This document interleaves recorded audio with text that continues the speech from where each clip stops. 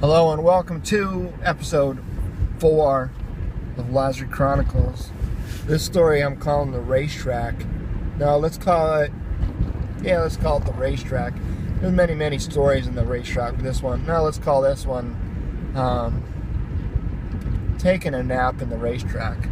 That's a good one. So there was this area outside of our fob, not that far away actually, and I don't know. I was told that Saddam Hussein and the Republican Guard and all those folks that lived in the area that we now occupied had this area where they used to race, like a dirt track, I guess, where they used to race cars. And I don't know whether that's true or not, but that's kind of how it got its name, the Racetrack. But it then was kind of decommissioned as a racetrack, and it kind of served as a new residential development area. And before we invaded in 2003, they had started the construction of houses inside this racetrack area. And unlike typical residential areas that you would see in the US, where you may have a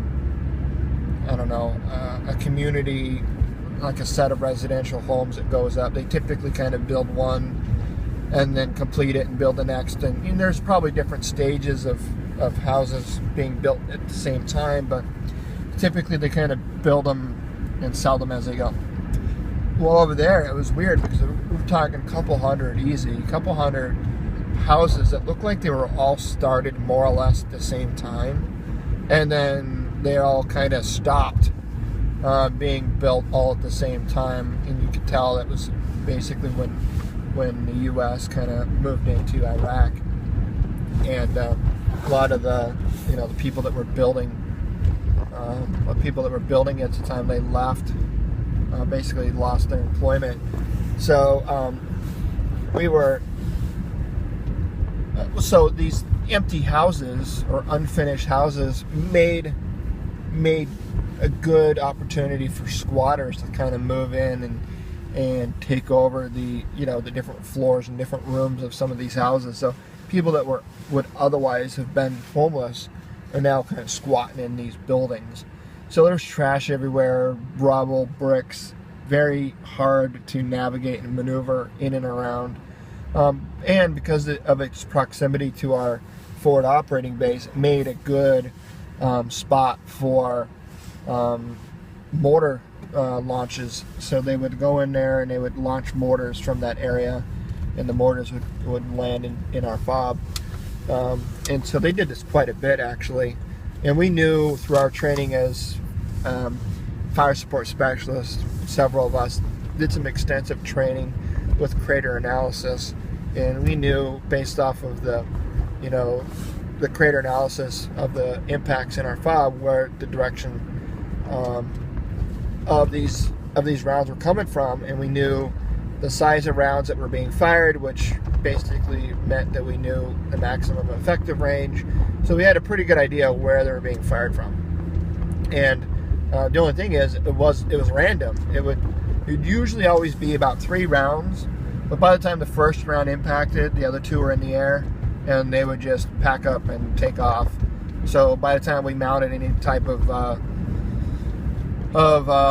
an element out in that area, they were long gone. And of course, there wasn't a lot of people around. It was, for the most part, remote and unoccupied.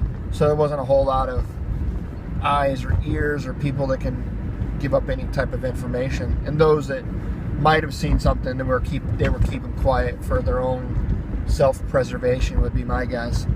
And I can't really blame them, but at the same time, it didn't make our job any easier.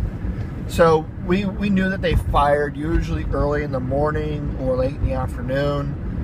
They like to use kind of the concealment of night to maneuver in and out of the area.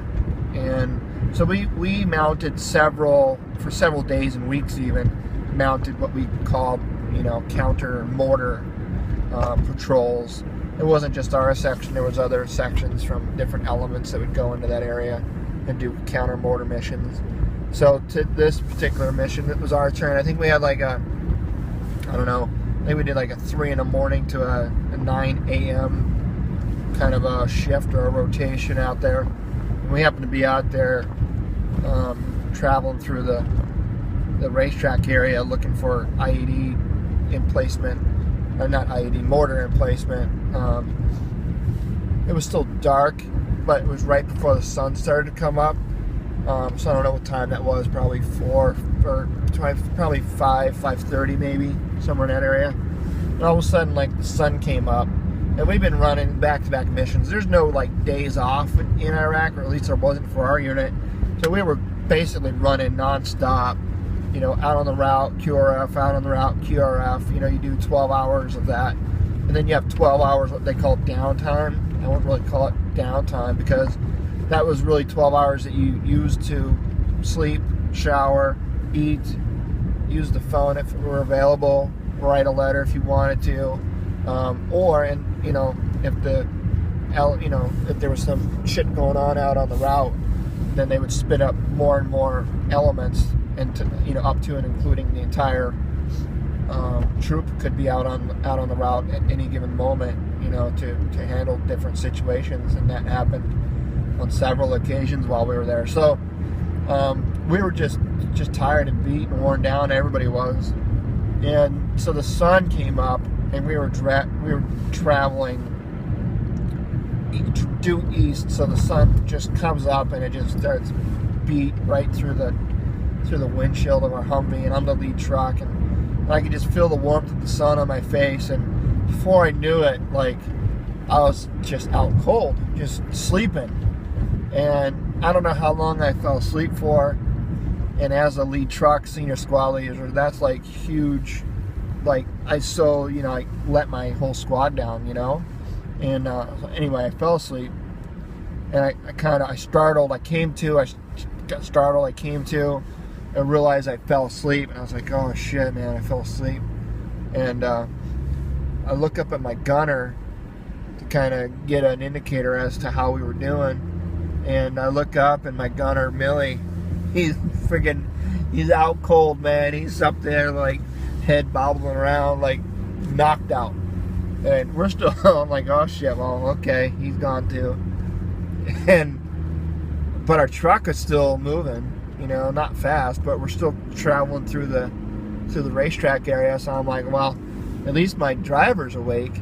So I look over at Herbst, my driver, and sure enough, man, he's out cold too, man.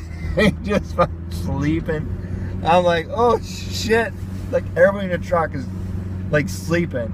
And our truck is still lead truck, and we're still traveling through the racetrack area. So I kind of alert Herbst and let him know, hey man, we got, truck's still moving, you're sleeping over there. And I didn't get too mad at my guys, because I mean, damn, I just woke up myself. So it was just one of those moments that left our section, left our truck, and left our section extremely vulnerable. But it happened, and it's one of those stories that it's fun to tell now. Nothing bad happened, and thank God nothing did. But it was just one of those things. We can look back at that and kind of have a little chuckle. So that was Rogue One. Sleep on the route, lead truck. We were still moving, not fast though, between 3 and 5 miles an hour. So even if we had ran into something, building, light pole, people, I don't know, it wouldn't have hurt the truck too bad. It would have probably definitely given us one hell of a shock to our system. But anyway, that's my story. Taking a nap in the racetrack. Till next time.